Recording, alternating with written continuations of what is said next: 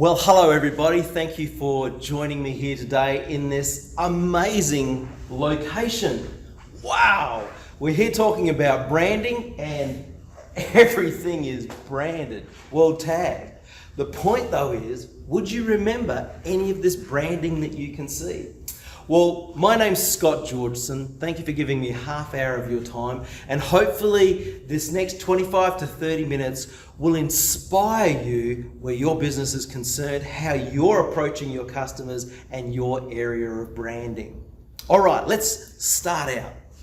How do you connect with your consumer? What's your consumer's mindset? As you can see up on the screen here, I've got it listed. Who are they? How do they feel about their lives? What do they aspire to? What do they love? And what do they hate? Do you know these things about your consumer? You see, your brand has to have an aspiration.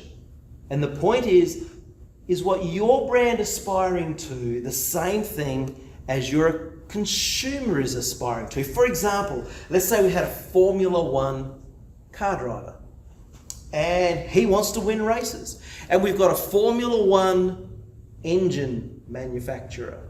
And of course, he wants to win Formula One races. So the person who makes the Formula One engines has the same aspiration, effectively, as the person who's driving the car who wants to win the Formula One races. So they interlock. So what their brand aspires to, for example, it might say, Formula One, number one, every time our engines won't fail. So of course the aspiration of that brand is going to meet the aspiration of the Formula One driver. So that's what we're here really to talk about. At the end of the day, if you walk away with only one thing, it's this: branding is selling, and you're selling the transfer of emotions. Well, effectively selling is the transfer of emotions, isn't it? If I become excited about something, there's a really good chance I might buy it. So my emotions are connected to the reality as to whether I will purchase or not. It's all emotional. Let me show you. Now, for those of us who love race cars, instant emotional response to this picture, yes? Now, some of you are going, oh, I'd love one of those. Some are going, I'd never be able to afford one of those. And then there's a few people out there who just don't care. There is no emotional response. But for those who have the emotional response, you are a potential customer if you had the money and you had the capacity to be able to purchase a car like this. It just makes you go, oh, I want one. See, that's an emotional response. I would say that this image creates the most emotional response. It transfers the most emotional response of any image really I've ever put up in my seminars. Now, a lot of you right now would instantly feel sorry for this lady. You would have an emotional response of anger. Maybe you know someone who's been through something similar and it's reminding you, and so you might want to reach out to them. What sort of words could you put with this picture? Well, of course, it would depend on what it is, what the message is that you're trying to get across. But it could be quiet. Don't be quiet. Don't be silent. Reach out. There is no place in our community for violence. I'm sure you could come up with a lot of words. And this could be utilized to sell a lot of things in the area of counseling, in the area of help for abused women, of course. So a transfer of emotion is deeply taking place in this image. And of course, we all love this. For those of us who love animals, this is a tremendous transfer of emotion. We just want to jump on in there and cuddle and be part of that, don't we? A great emotional response. Well, what about this image? This cup of coffee, for those of you who drink coffee and you didn't have a coffee on the way here this morning, you might be thinking, oh, that makes me feel like I want a cup of coffee. Well, that's a transfer of emotion, isn't it? So I pretty much sold you a cup of, right now if we had coffee over here and I said, well, jump up and grab a coffee, this inspired you to want to do that, didn't it? Oh yes, it did. And for those who don't drink coffee, you may still have been inspired by the look of that image. Maybe it made you think of hot chocolate or a hot mocha or something else. But the point is, it has transferred some emotions which could result in a sale. Well, what about this logo? Now we're getting a little bit more back to our branding and our logo conversation. Does this do the same thing because it has all the same attributes? It's got the mug, the steamy steam that's coming off the milk.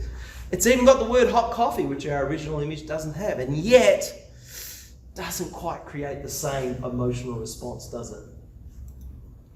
Well, what about these logos? Do any of those create an emotional response? Not really.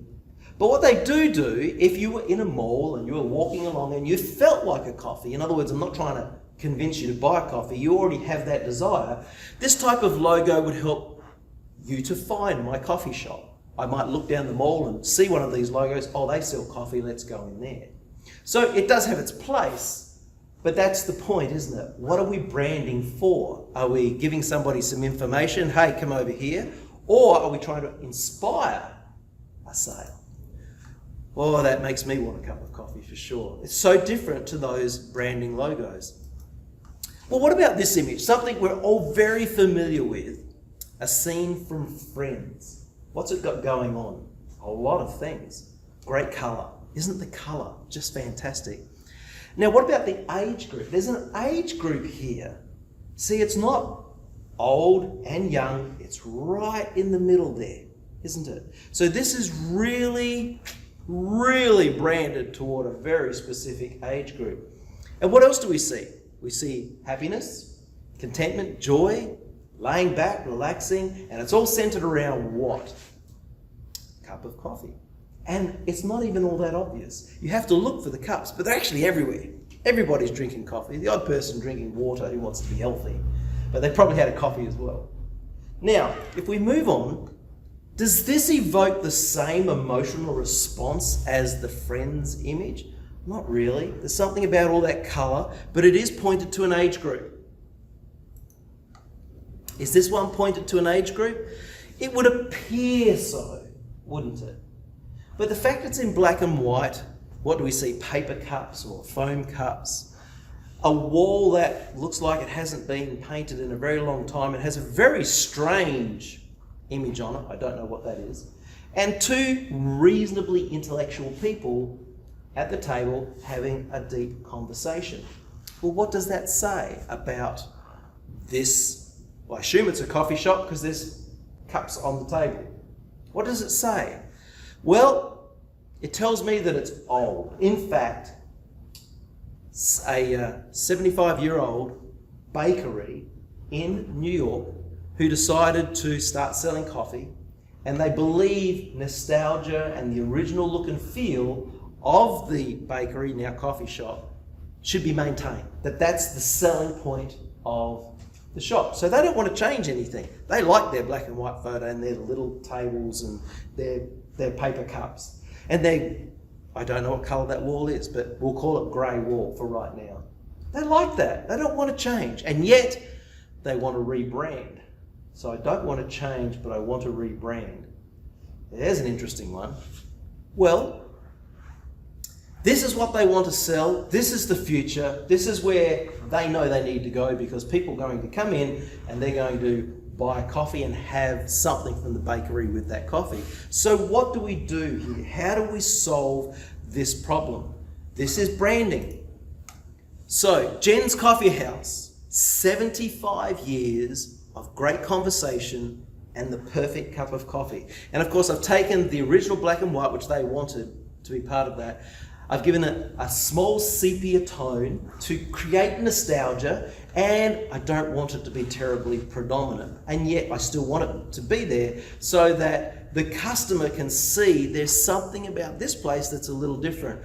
What's the key here? We've got the coffee, we've got the photograph, but most importantly, it's the wording. 75 years of great conversation and the perfect cup of coffee. Well, I'd give it a try.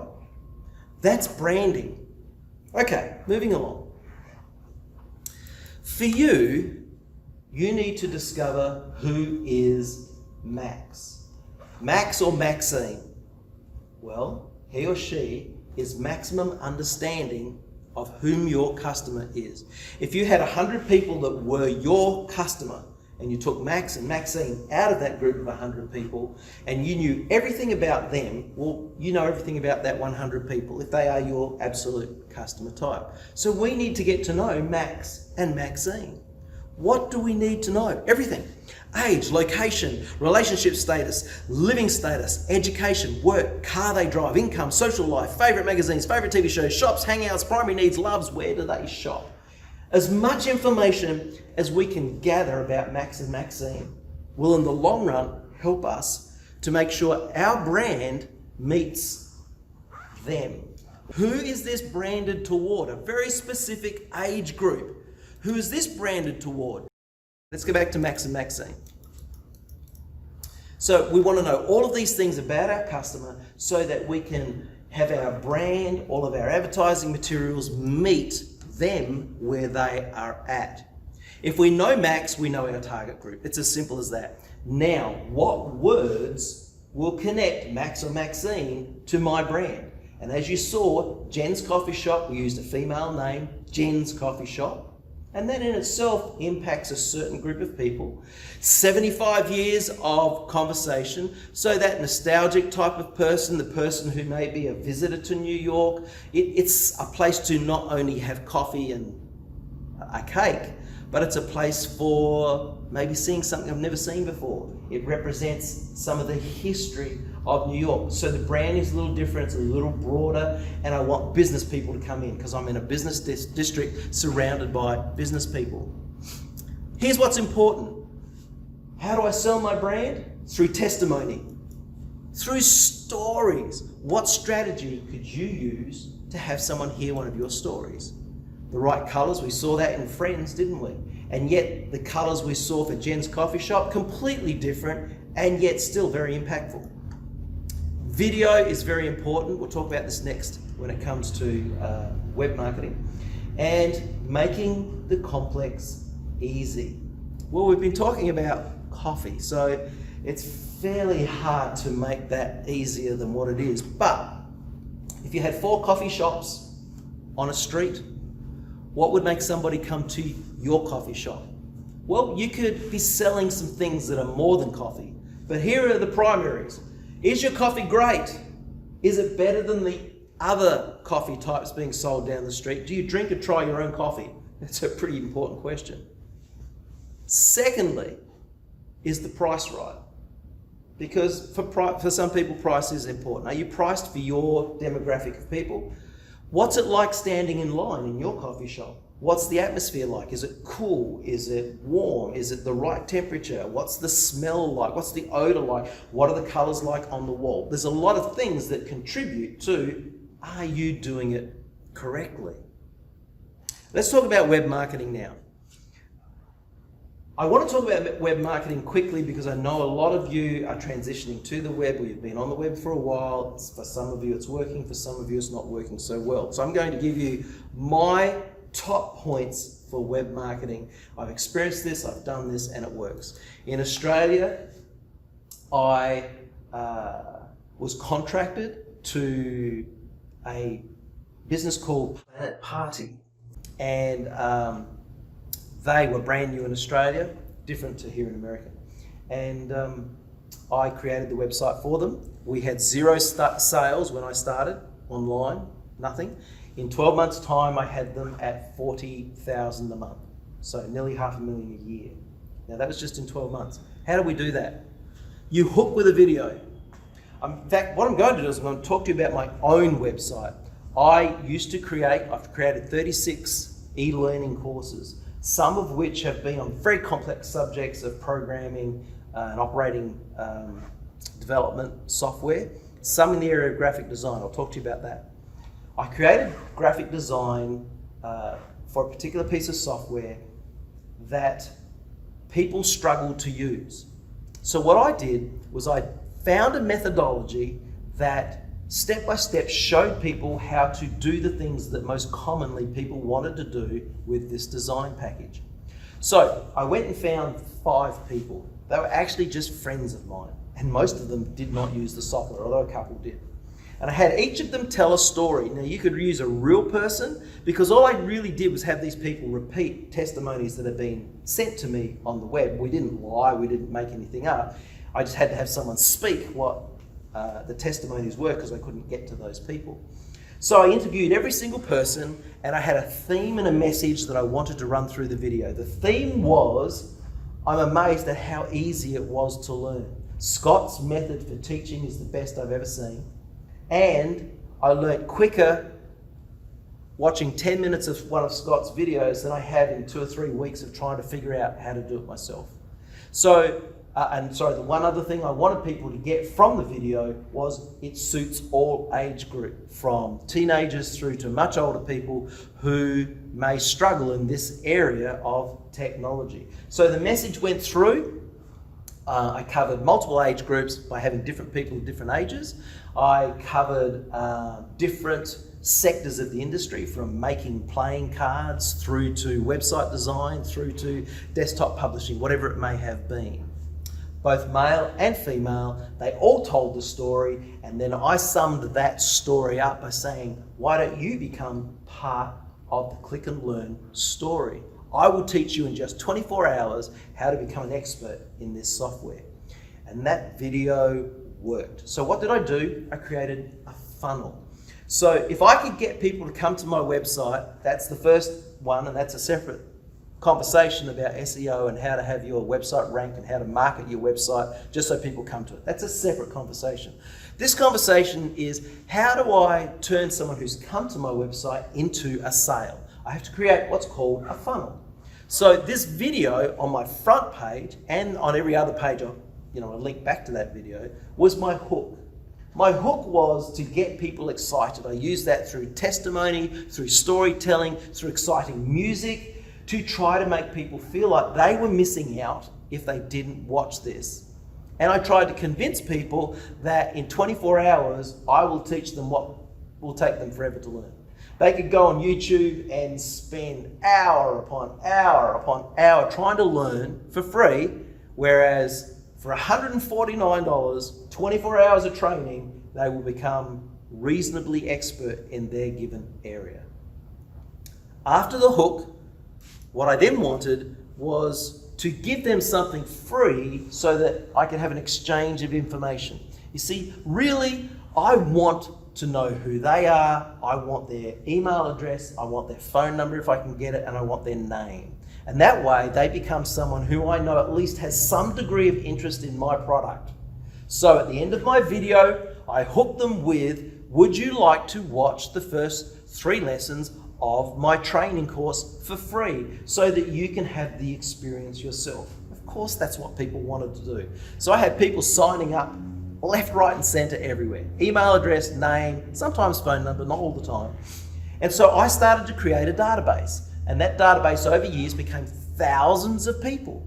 And as I released a new course or a new 2 hours on a particular subject, I'd send that out to this 10,000 people, and I would get 2-3% response. So I was guaranteed if I could put out 1 hour or 2 hours every month and sell that for $50, I could turn that into $10,000 every month or every second month by emailing out that database. That's why I want to have people give me their information. So I need to give them something for free. Then of course I want to automate this process. I want them to watch the video. I then want them to sign up. I want them to press submit. I want an email to be sent to them so they have a link to watch the free video. And of course I want all their information to go into a database that I can utilize. Now, I want this system to know if they purchased or not. I want this system to recognize their email address.